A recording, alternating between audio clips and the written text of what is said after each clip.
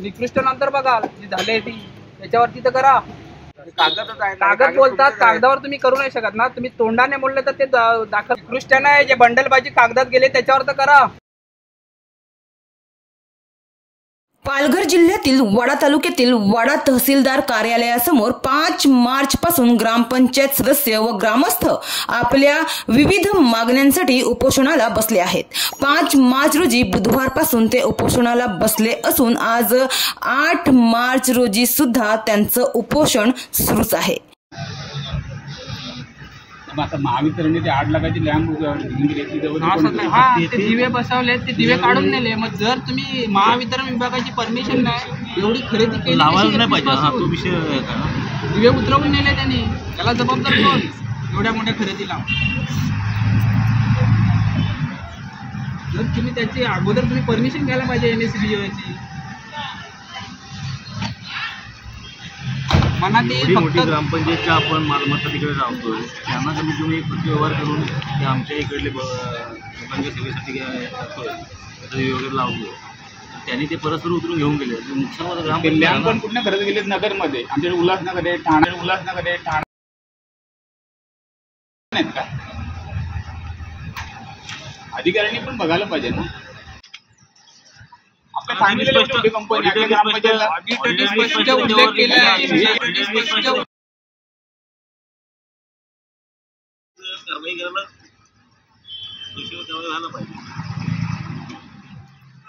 निलंबित करायला पाहिजे ग्रामसेवकाला. जेव्हा ते दोन ग्रामसेवक निलंबित केले त्यांना पण निलंबित कर ना. पैशातून अपहार केला तुम्ही. दुसरे म्हणजे सांगायची गोष्ट ती कुलू ग्राम म्हणजे त्याच ग्रामसेवकांनी त्यांचे पण सेम अर्ज आले येऊन पडले. जवाहरला आणि ते वाजी दिली ग्रामपंचायतला. अजून काय चौकशी कशाची करतील?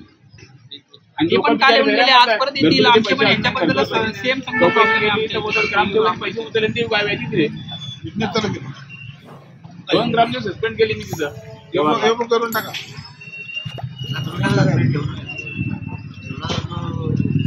चौकशीमध्ये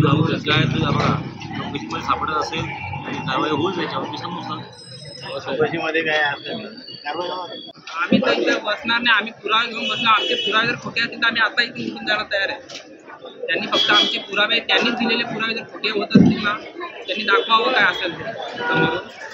वाडा तालुक्यातील अंभई ग्रामपंचायतीचे सदस्य मनोज रामचंद्र गोवारी, आमगावचे ग्रामस्थ गोविंदा अंकुश कातारे, खुटल येथील ग्रामस्थ विलास माणक्या बरड, अंभई ग्रामस्थ विजय अनंता भगत व इतर ग्रामस्थ या उपोषणाला बसले आहेत. तर या उपोषणकर्त्यांच्या विविध 9 मागण्या आहेत. त्यापैकी काही मागण्या पाहूयात. वस्तू खरेदी करताना कुठलीच स्पर्धा न करता खोटी कोटेशन बनवण्यात आली आहेत. उदाहरणार्थ पथदिवे आणि इतर. खरेदी करण्यात आलेला हलगर्जीपणा आणि झालेला भ्रष्टाचार याच्यावर कारवाई व्हावी. तर सर्वात मोठी धक्कादायक बाब म्हणजे ग्रामपंचायत अंभई यांनी इलेक्ट्रिक खांबांवर दिवे लावले आणि 4 ते 5 दिवसांपूर्वी सर्व दिवे महाराष्ट्र विद्युत विभागाच्या कर्मचाऱ्यांनी काढून नेले आहे. दुसरं, खुटल येथील फिल्टर प्लांट बसवण्यात आले, त्यासाठी बनवण्यात आलेले खोटे कागद व ठराव याबाबत चौकशी करून सरपंच आणि ग्रामसेवक यांच्यावर गुन्हा दाखल करावा. असे एकूण 9 मागण्यांसाठी हे उपोषण करण्यात आले आहेत. मात्र आता त्यांच्या या उपोषणाला यश मिळते का हे पाहावंच लागणार आहे.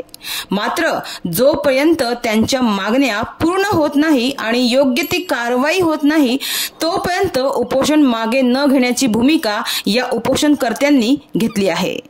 चांगलं राहील. अदरवाईज मी साहेबांना सांगतो उद्या तुम्हाला ते लेखी देतील. काय तुमच्या शब्दाला आम्ही मान देतोय पण आम्ही इथे उठणार नाही जोपर्यंत तुम्ही. म्हणजे माझी विनंती एवढीच आहे की तुम्हाला आम्ही तारखेनुसार लेखी देतो. विनंती आम्ही मान्य करतोय. नाही ऐका ना, तुम्ही कसं आता उपोषण करताय ना म्हणून मी तुम्हाला विनंती करतो की तारखेनुसार आम्ही तुम्हाला लेखी देतो. लहान मुलं बाला सकट तिथं खुल्या बांधलेल्या. आम्हाला माहिती आहे का हे आमच्याकडे पुरावे जे सबल पुरावे गुन्हे दाखल व्हायला संबंधित अधिकाऱ्यांवर गुन्हे दाखल व्हायचे, जे दोषी आहेत त्यांच्यावर ते गुन्हे दाखल होते ना त्या दिवशी आम्ही उठतो. तुम्ही कायदेशीर कारवाई करा का बाबा यांनी ही कारवाई करता तेव्हा आम्हाला पत्र द्या का यांनी करता नाही. दोषी आढळला तर कारवाई करावीच लागते, आम्हाला बंधनकारक आहे. आम्ही पुरावे देतो ना. आमच्यावर कसा गुन्हा कसा काय दाखल होतो? मग आम्ही सामान्य माणसं तुम्हाला काय बोलला? दाखल होतो, यांच्यावर होत नाही का? कोणता तुम्ही त्यांची बाजू मारता? कोणता हिसाब बोलता? गुन्हे दाखल होतात. आम्ही कागदाने बोलतो तर गुन्हे दाखल नाही होत. आम्ही लोक ते बसले तिथे सगळे, तर निवड नाही इथे. कागद बोलतात, कागदावर तुम्ही करू नाही शकत ना. तुम्ही तोंडाने बोलले तर ते दाखल करतात. एखादा सामान्य माणूस काय बोलला तर आम्ही कागद बोलतो, कागदाने बोलतो. का नाही होत? कसं आता हे त्या रस्त्याचा दर्जा निकृष्ट आहे का हे तिथं जाऊन बघावं लागेल. त्याने आणि निकृष्ट नाही, जे बंडलबाजी कागदात गेले त्याच्यावर तर करा. निकृष्ट नंतर बघा जी झाले ती त्याच्यावरती तर करा. त्यांच्याकडनं जे चुकून झालेत ना फेरबदल ते सांगतात. इंजिनियर बोलवा, इथून सांगतो जा तिथे जाऊन बघ ना, ते दाखव. मी सांगतो त्या इंजिनियरला तर तिथं काय केलंय ते अर्धा तास आमची गाडी आहे तर नेऊन आणतो. त्यांना दाखवतो त्यांना दाखवतो का तो जो बिल काढलाय, तुझा टेंडर आहे, तुझा एमबी आहे, त्या एमबी तो काम झालाय का? आम्ही त्याला सांगतो मग करा बरं गुन्हे दाखल. बोलवा इंजिनियरला, आम्ही घेऊन जातो प्रत्यक्ष. नाही तेच ना, मग तुम्ही एक काम सांगतो असा तुम्ही सांगता तर एक दाखवतो तुम्हाला. तारीख देतो, त्या दिवशी टीम पण राहील, तुम्ही पण आम्हाला तारीख राहा. दिले तुम्हाला 18, 12, 24 ला. तुम्ही अहो झालेलं नाही ना ते फिल्टर पानचं, तोच तुम्हाला उदाहरण देतो ना. तुम्ही सांगून पण झालं नाही. कसं होतं कुठलं त्या फिल्टर पानचं झालं नाही त्याच्यावर कारवाई करा. मग हे फक्त तो चालू नव्हता किंवा काय प्रोसेस काय वापरले तिथे बघा. तुम्ही आम्हाला वारंवार इकडे येऊन दात नाही घेत. मग आम्ही विषय काय पेशातून का केला? केला तर तो असा खोटा त्याचा विषय आम्हाला अंधारात ठेवून बनवलाच का? मीटिंग घ्यायला पाहिजे होती ना गाववाल्यांची. आमची कमिटी होती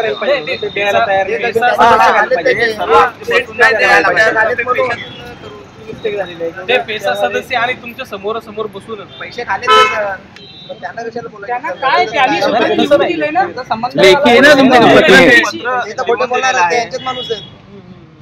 अहो त्याला इथे काय करायचंय ते यांच्या विरोधात जातील का बोलवायला? आमचं तेच म्हणणं आहे, तुम्ही आमच्याकडून टाइम घेणार, तेच अधिकारी ते ग्रामपंचायतला जाणार, तेच अधिकारी ग्रामपंचायतला जाणार. कशावरून आम्हाला आता डिटेल्स जो आहे रिपोर्ट तर भेटणार? प्रत्येकाला वाचवणार, प्रत्येकाने काय पण हातखंडा आजमावणार ना. तुमच्याकडे आहेत आता कागदपत्र तर सगळी आहेत, मग ते कागद बघा ना तुम्ही. दुसरी कोणती चौकशी करणार? कागदपत्र नाही सगळे काढले पेपर नाही ते पैसे काढले ना पेशातून, ते मला सांगतो हे पेपर आहे ते सगळे नाही आहेत. तुम्हाला आता पण सांगतो जे पेपर आहेत ते अर्धवट आहेत. पेपर आहेत त्याच्यासाठी आम्ही अपील केली होती पण सुनावणी इथे लावली नाही. त्याच्यासाठी आम्ही अपील केली होती आरटीआयची. पण एक पण सुनावणी, दोन अपीलच केल्या, दोन्हीतली एक पण सुनावणी आमची आली नाही. इथे कधी केलेला होता अर्ज आमचा 2-3 महिन्यापूर्वी असेल. हे बघा एक आता यांनी प्रत्यक्ष बनवला. हा कंत्राटदार फक्त नावापुरती होता, यांनी स्वतः काम केलंय. हे बघा फिल्टर मॅचचे फोटो, लाकडं टाकले हे त्यांनी आता फोडले. हे लाकडं टाकून ना आता त्याच्यात सिमेंट भरलं, म्हणजे ह्याच्यावरती लेंटर टाकायचं असतं. CSR रेट ते बांधकाम बिल्डिंगचा बांधकाम रेट आहे ना, हे अभियंते CSR रेट लावतात त्याचे 22-23चा. आणि साधं शेड आहे 2,83,000चं, छोटंसं शेड आहे फिल्टर प्लांटसाठी. त्याच्यामध्ये अशी लाकडं घुसवली होती. आम्ही ती फोटो काढली, इंजिनियरला पाठवली, तेव्हा इंजिनियर सांगतो अरे ती लाकडं टाकलेत. मग इंजिनियर तर झोपलेच होते का?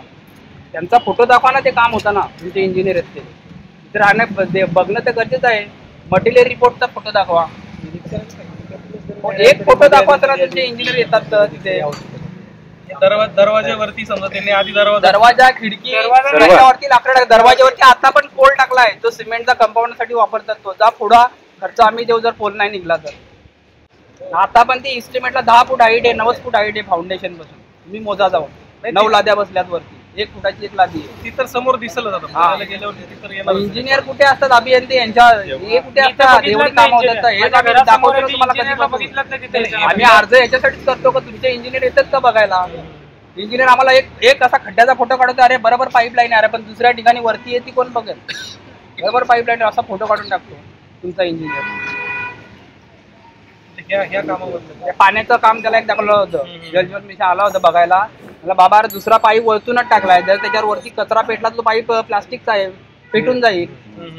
त्यांनी मला एक फोटो टाकला, अरे बरोबर टाकला, अरे पण दुसऱ्या जागचं बघितलं का किती वरती येतो? त्यांनी मेसेज करायचा बंद केला. अक्षय भोईर म्हणून इंजिनियर जलजीवनचा विषय. कोण सामान्य माणूस कशाची तक्रार करणार याच्यावर? कशाच्या विश्वासावर करणार? सगळे पर्सेंटेजवर चालतात ते. इथे बसून इन्स्ट्रुमेंट बनवतात, इथे बसून MB करतात, जागेवर नाही येतात म्हणजे ते पर्सेंटेजवर चालतात. आमच्यावर कशाला पुरावा?